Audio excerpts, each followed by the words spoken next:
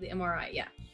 So he discovered that it was indeed a torn meniscus, and he put my two side by side from about 4 years earlier. He's like, look, you did the exact same thing, and I had surgery before. So I was like, okay. He's like, and you know what this means? We're gonna have to have surgery if you want it fixed to do what you do. So first, before we get into what happened then about this particular injury, talk to us for a moment about how that opposite knee did after you had surgery. You had surgery fairly right away after you had injured it as well? Actually, no, I went probably at least maybe 2 years when I tore my first meniscus. And I had days where I had no pain at all. In fact, when I went in to the first doctor, he's like, there's no way that your meniscus is torn. Look, you're walking normal.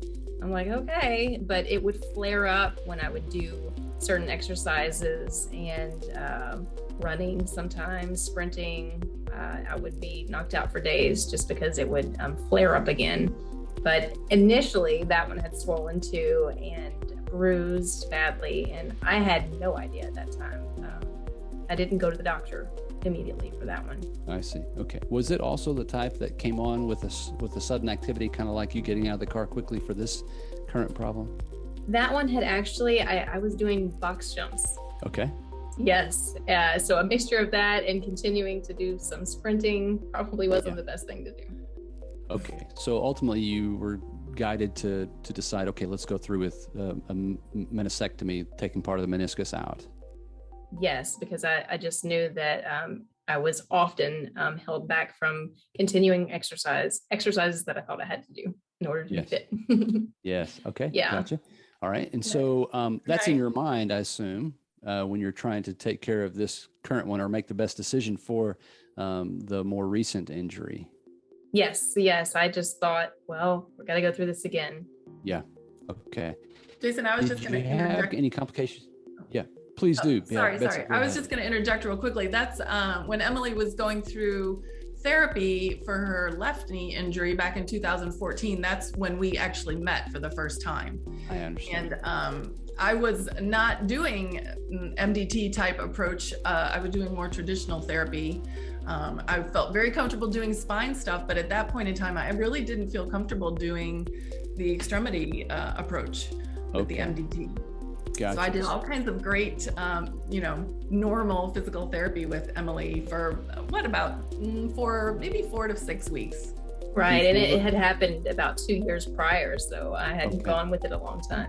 Yeah. So Betsy, you saw her before her surgery or after? I saw her before surgery. Okay, gotcha. And so the straight leg raises and the range of motion types of things and the proprioceptive things and standing. Yep. I even tried to talk her into some dry needling, but she wasn't keen on that idea. Okay. All right. So Emily, here we are back more recent again. You've got this symptom, this injury. You've seen the doctor. Look, I'm going to show you this image and it looks just like the previous.